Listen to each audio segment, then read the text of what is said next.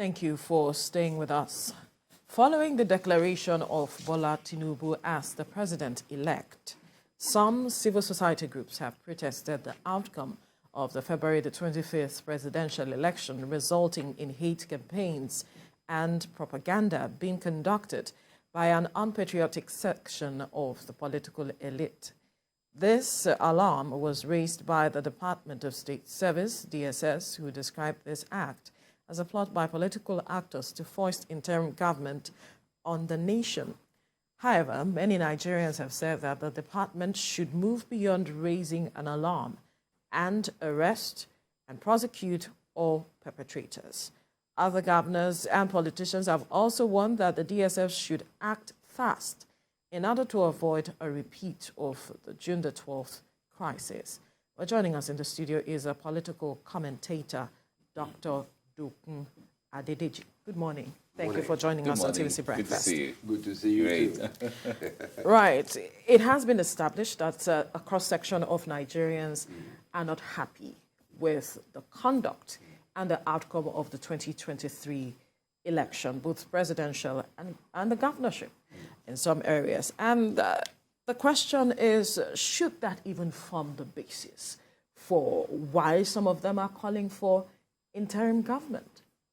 There's something that is, I like to say, there's nothing wrong with people not being discontented with the election. I mean, that people have their opinions, and then they have a right to channel their opinion in a legal manner that does not bring any, let's say, another problem for the country.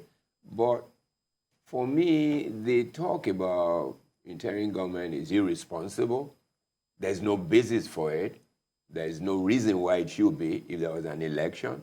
And if people are not satisfied, as been said, you can go to court. The matter is in court. If it's in court, then we wait for the processes to work itself out.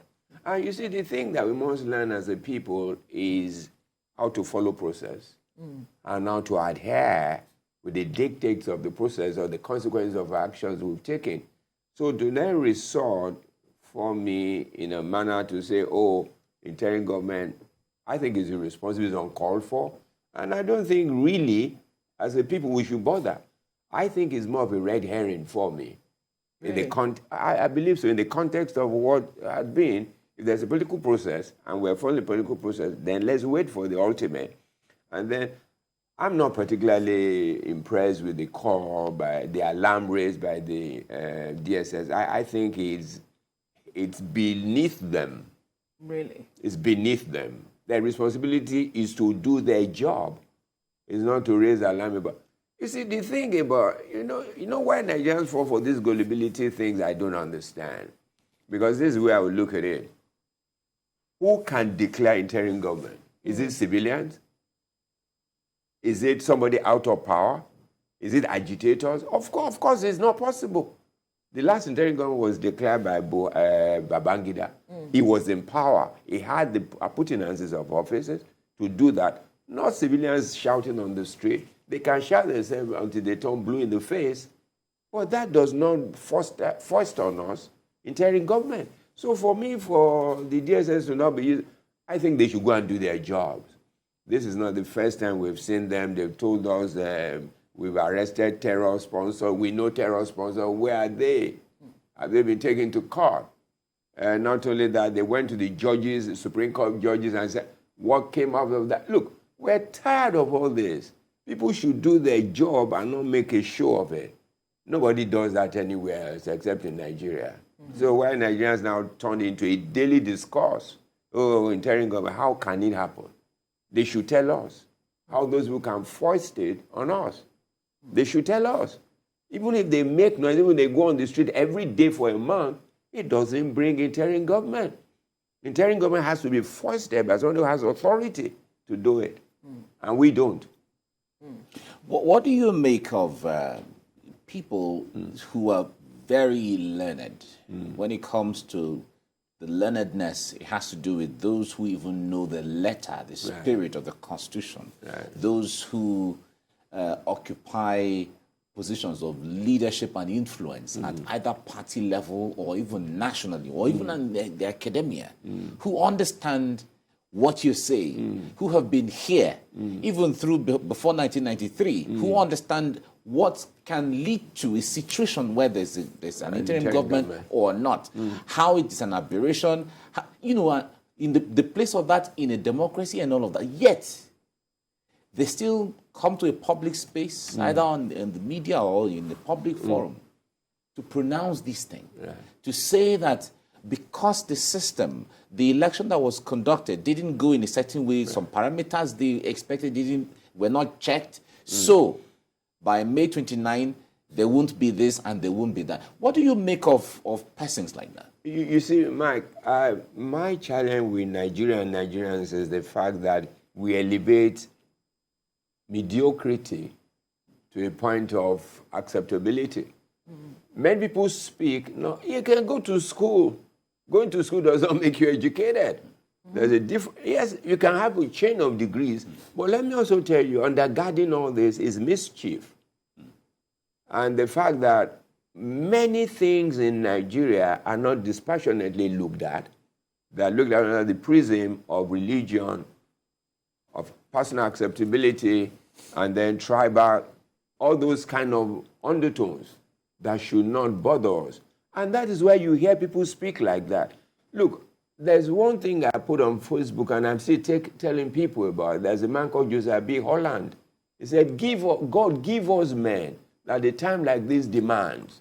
Until Nigeria can have men and women across the general spectrum of this country who care truly about this country, we will not get out of this mischief and all of this subterfuge of people coming and obfuscating issues. And in the process, Nigerians also, we can swallow anything as long as it suits and it speaks to our personal narratives. That is what you are seeing happening. They know. The politicians themselves know. But we grew up in this country. I went to school with people from across the country, across the tribe, across religion. I never asked a friend of mine his religion, nor where he's come from. But what has happened? The politicians know that if we are united like the Tower of Babel, they will not continue to siphon our Commonwealth. But so they need to put pegs in between us, things that don't... Look, we live together in the same compound. We come from different places. What has suddenly happened since post-February 25th?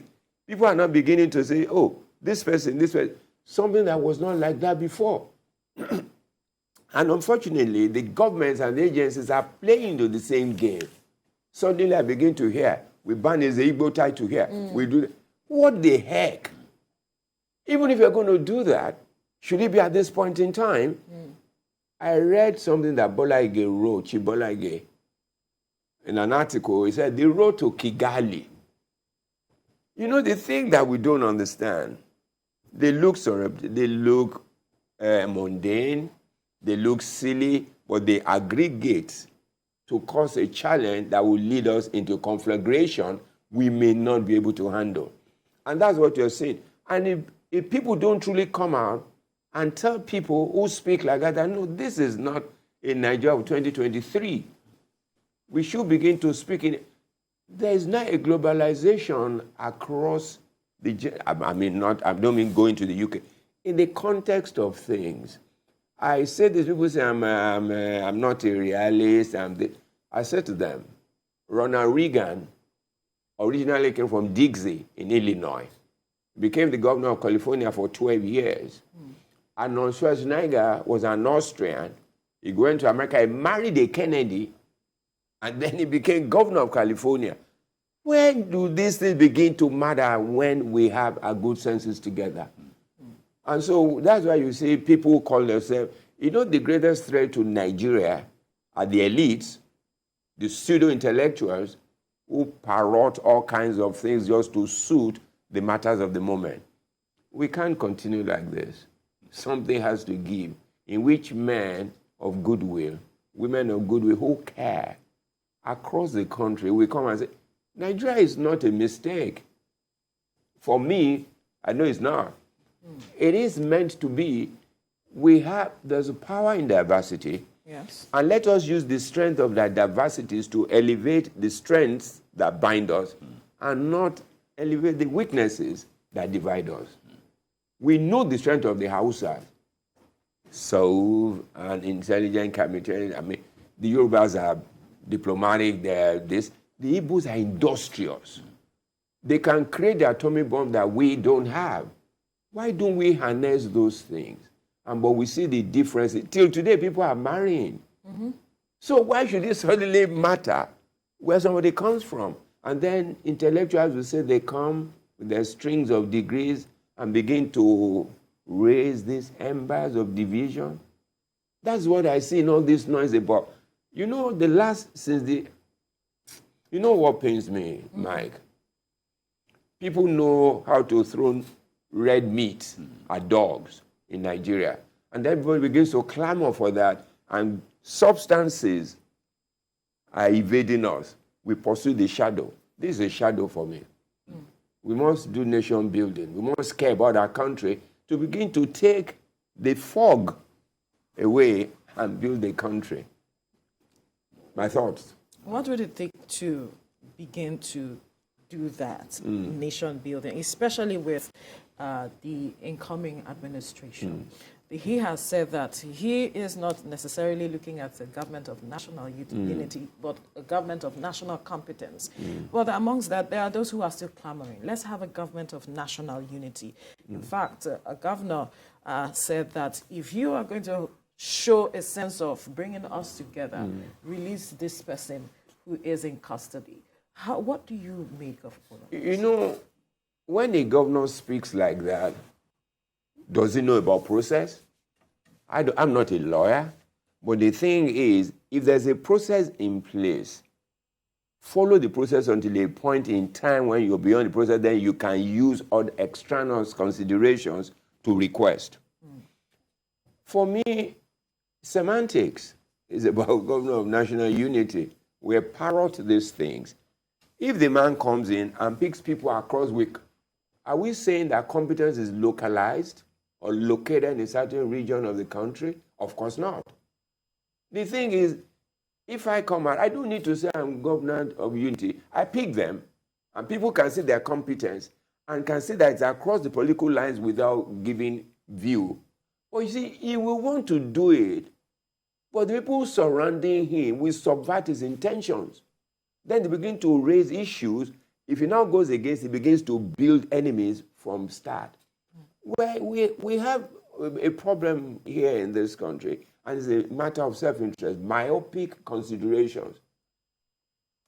You know, there's something I always like to say. A man that plants a tree does not expect to sit under the shade. If you plant a tree that's going to grow for 25 years, and when you are 42, you are not likely to sit under the shade, but you are creating a shade for the people that will come thereafter. We don't have such men.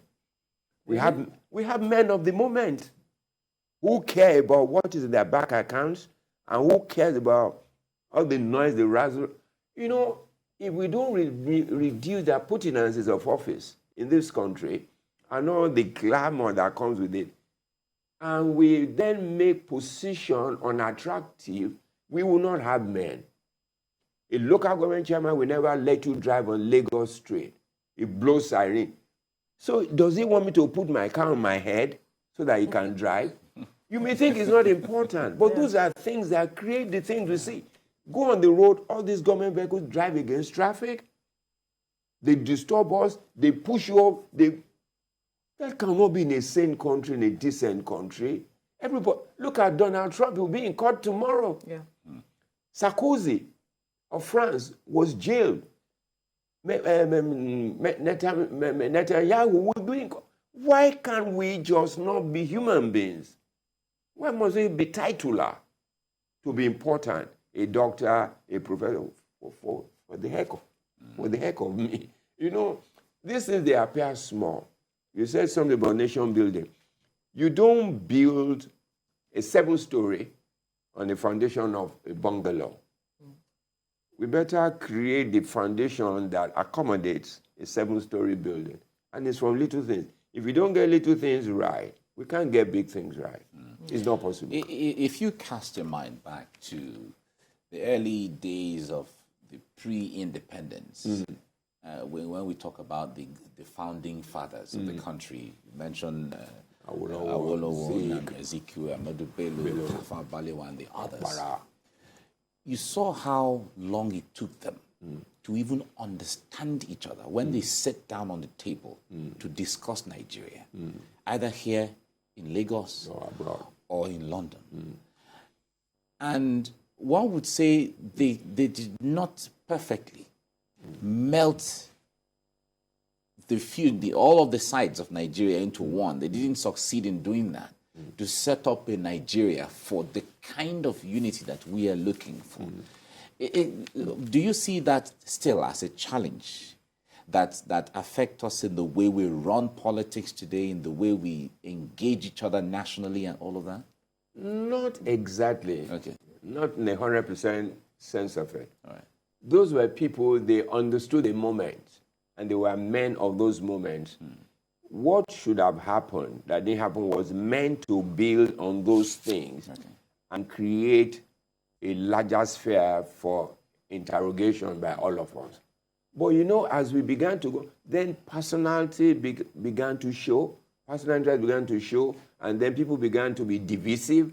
And then, even at that, we were still able to live together and then interact.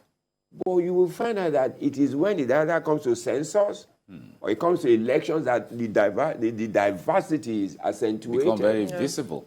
And so we must know that those are fault lines for us. So how do we deal with the fault lines? I mean, let's say at that time was parliamentary and then was regional, and each man was growing in the sphere of his own influence and competence. If that had been allowed, there was competition. But people will know why they are competing. But it wasn't because you could not fit into other areas of the country. But I think the politicians, latter-day politicians came and saw the only way we could divide those people was to institute religion and tribal politics and all those things. I asked people, if they took light in an area, did they take for Igbos or Hausas or Yoruba? They take light. If there is suffering in the land, as you couldn't get money in the bank, did they say Igbos come and collect, Yoruba don't collect? Of course not.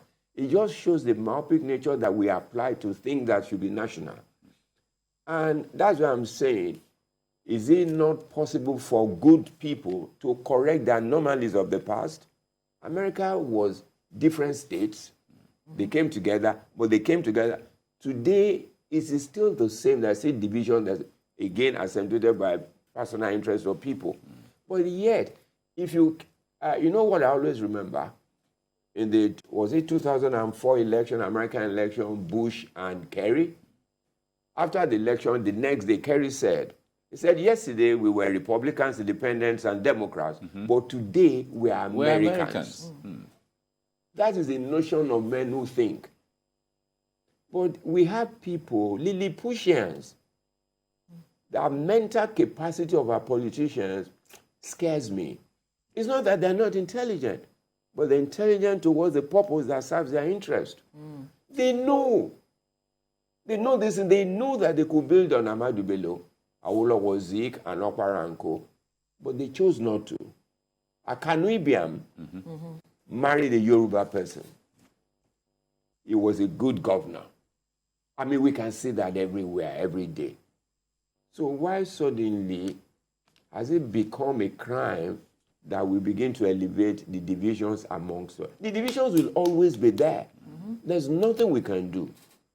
Where we come from, we feature. You know, the thing I said, people say to me, Yoruba nation. I say, tell me how it wants to exist.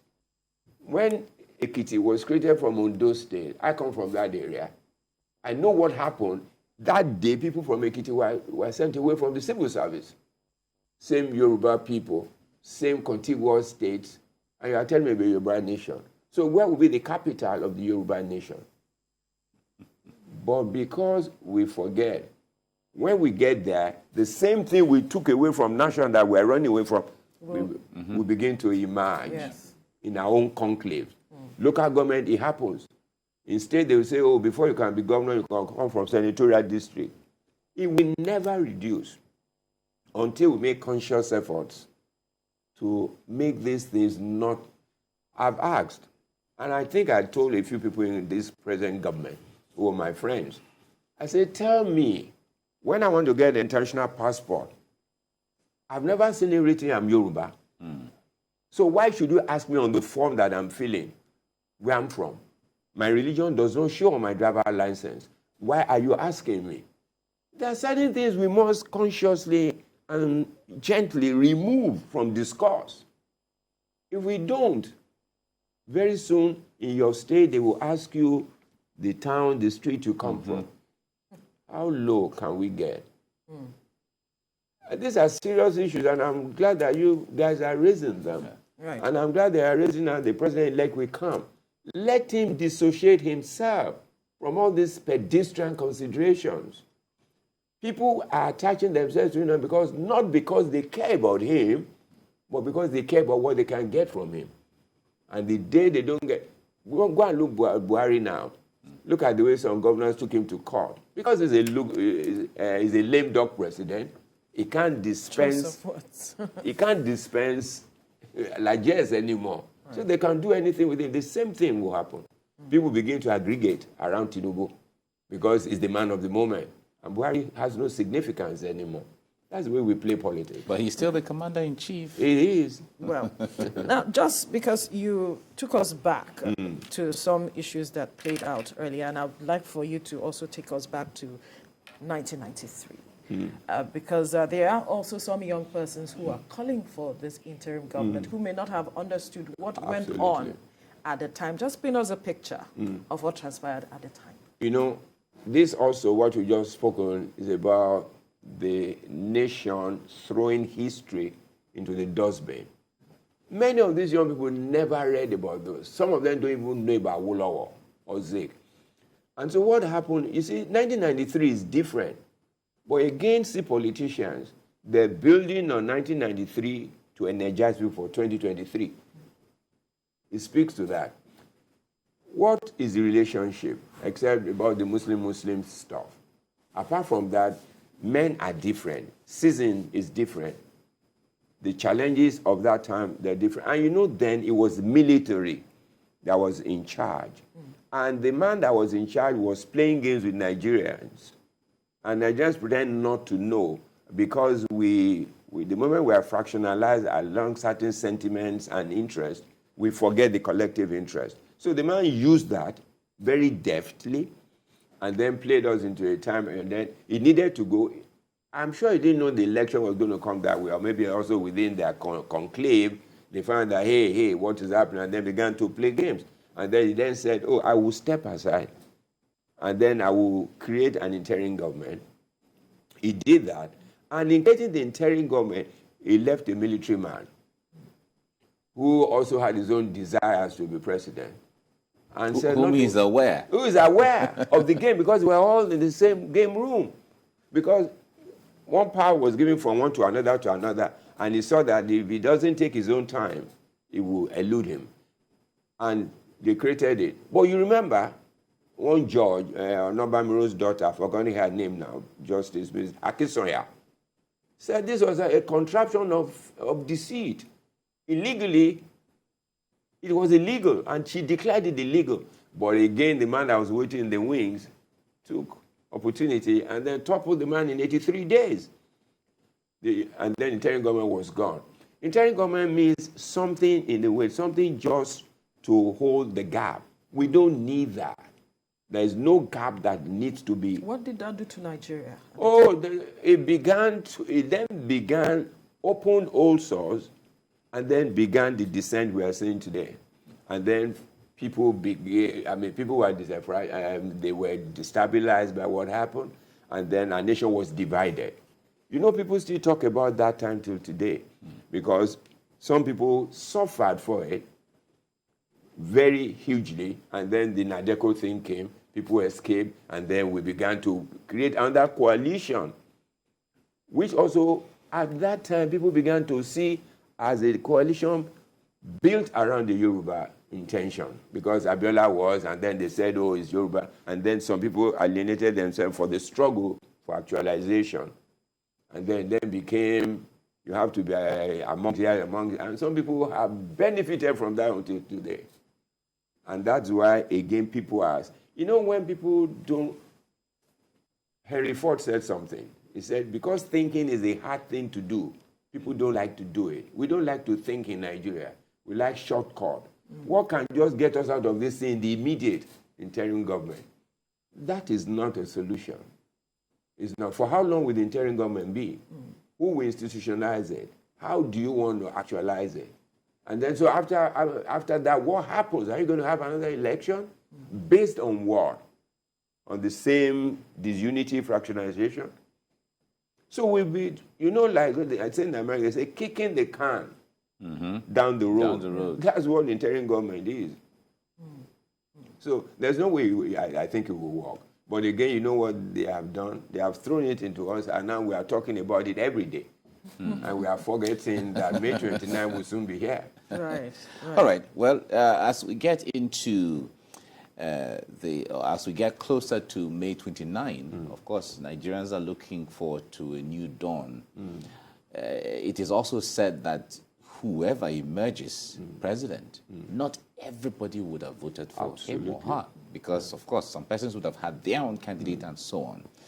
What task do you think is going to be on the table of the new president when he comes on board in uniting and bringing everybody together? Because as it is right now, the level of division is huge. Is quite huge. It's palpable. You can feel it. You can see it from what people are saying and so on.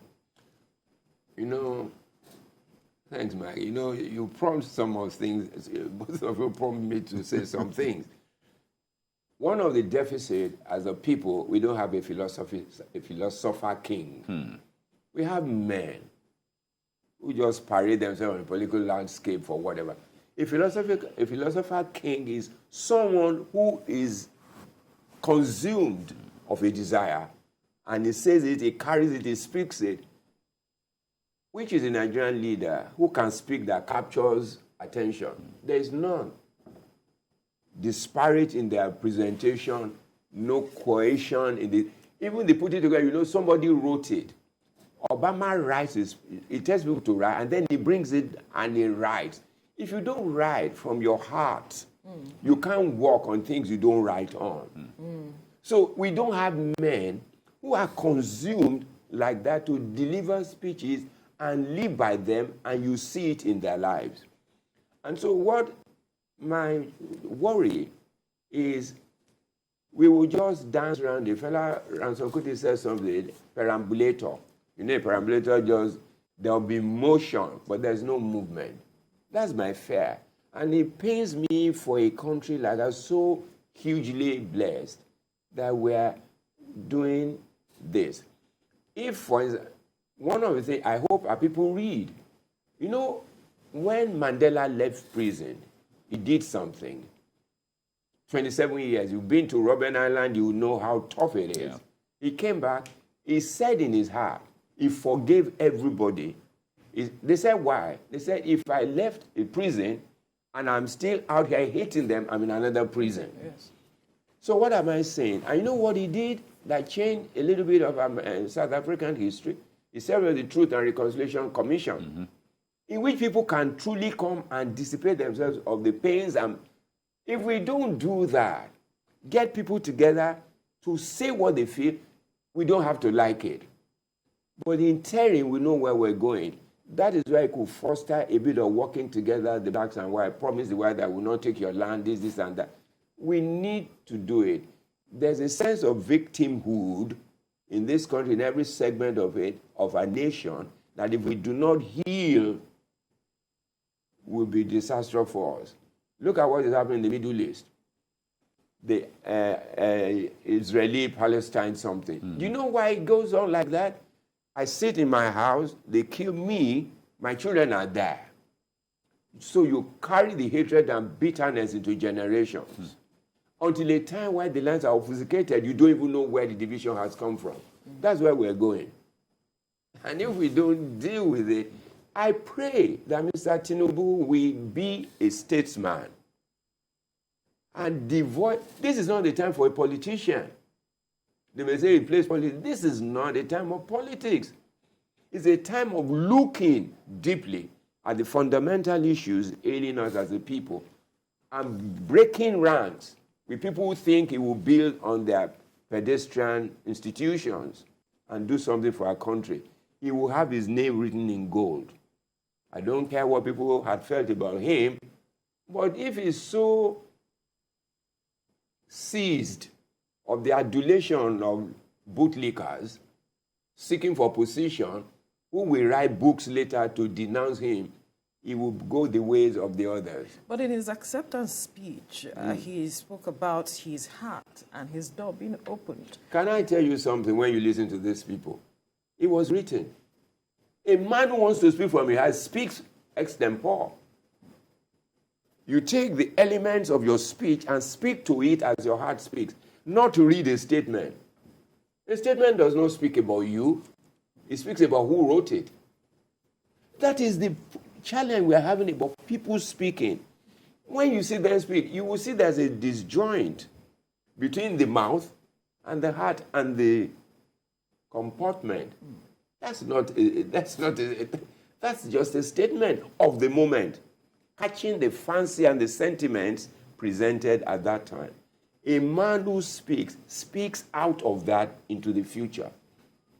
Not, and then you say, they say, oh, I want to heal the land. Your chief spokesman is writing a different thing. How does that sink?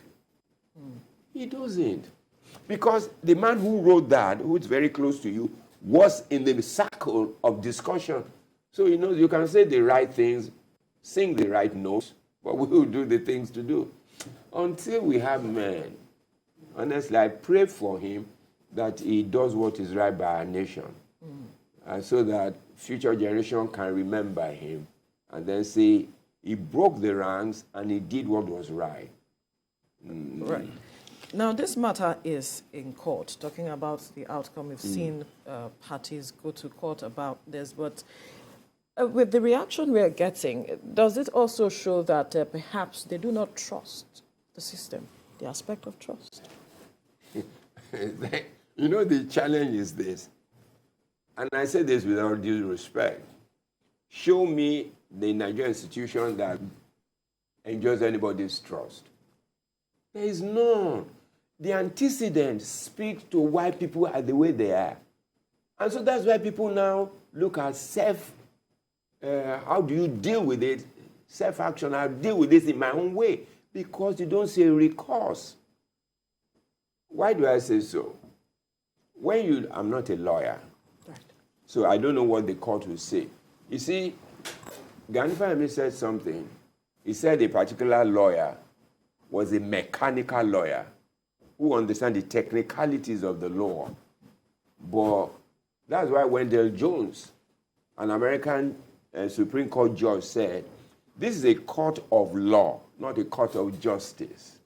Right. Which means there's a difference between law and justice. And what that means is law speaks to technicality, speaks to the nitty-gritty of it is.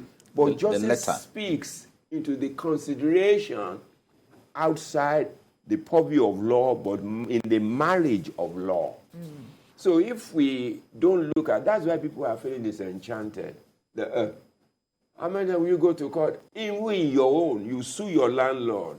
Your landlord begins to tell the man, the registrar, your case never comes for 4 years. So you live in a man's house for 4 years and pay no rent.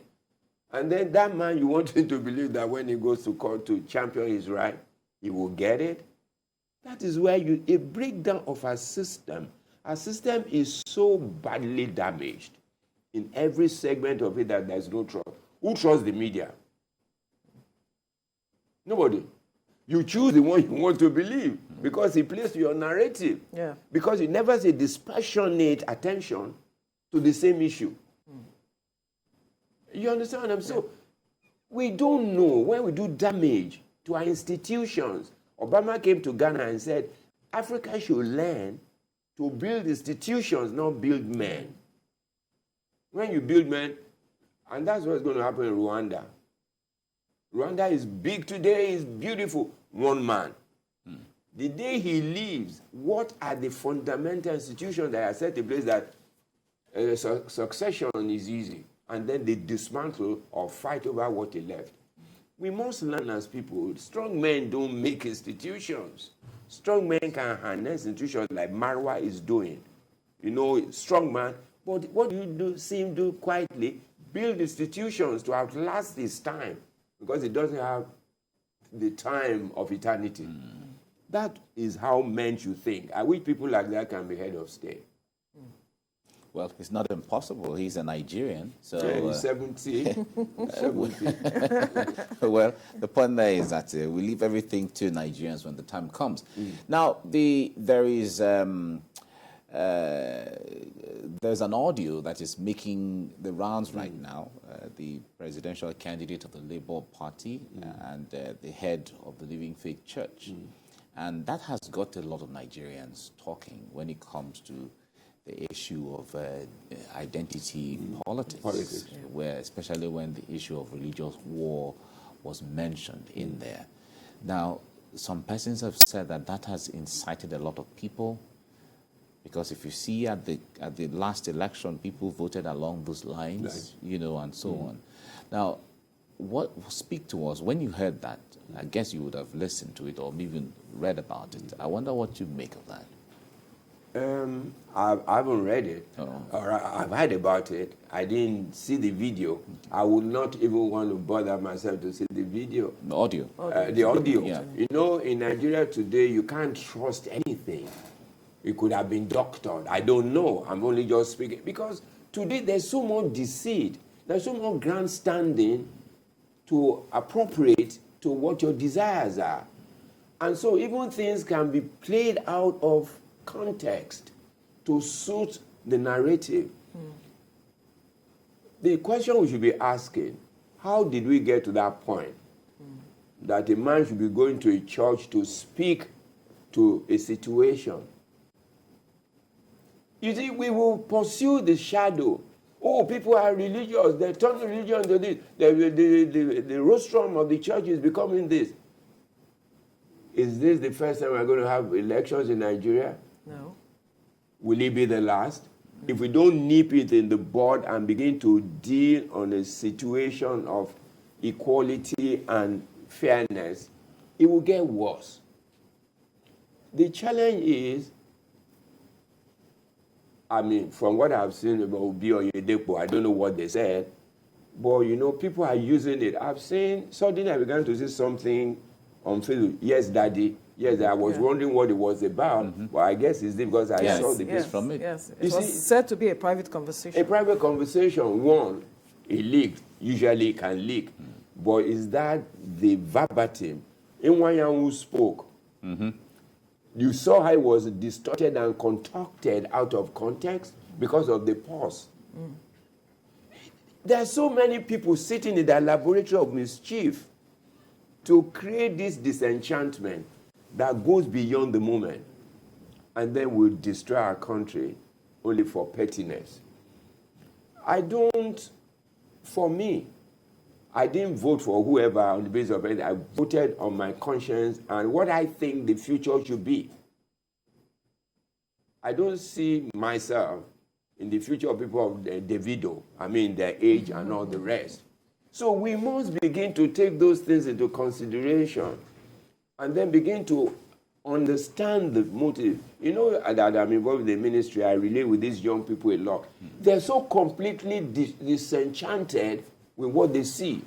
And when we blame the youth, we blame all these smart people who do the video. Did they drop from heaven? They didn't. They are amongst us. They saw the way we led them. A young boy was walking with his father. The father said, be careful the way you walk. He said, Daddy, you be careful, because wherever you put your foot, I put mine. That's what we're saying. So we're blaming them for the things we created them and taught them to do. So the audio, I don't know how authentic it is, but if it is, then it's telling us, is a foretelling of what is to come. Right. Now, one last quick question we'll ask before we wrap things up is how the DSS should handle this matter. Yes, you had spoken earlier that you do not like the way they were handling it. Nigerians have called for arrests of the persons and all of it. How do you expect them to handle this matter? Instead of the alarm blown, they should have done what Nigerians are telling them. Because if you now begin to arrest, I tell you something, people will begin to read things into it. Their duty was not to come to media and announce that, oh, we know some people are contriving. The questions we are now asking them, show us the modus operandi of that possibility. They can't. Now, arrest those people, they will not. Then they'll go and be picking some small boys who fought at the garage and said they're the ones who wants to foist on us. Is the agitator that will foist on us? If there are people to be arrested, they probably are in the echelon of power. People who can do it. Will they arrest them? You see, we need to be careful when we're looking for people to acclaim us, applause. So for me, I think if they now want to redeem their credibility, let them arrest or show those people and tell us and give us vivid explanation of what they have found or what they got. Without that, it's a ruse. All right, we'll leave the conversation here now, and we must thank you, political commentator Dr. Dokun Adedeji, for your time on the program. Thank you very much. Thank you so much for coming. So much. Thank you.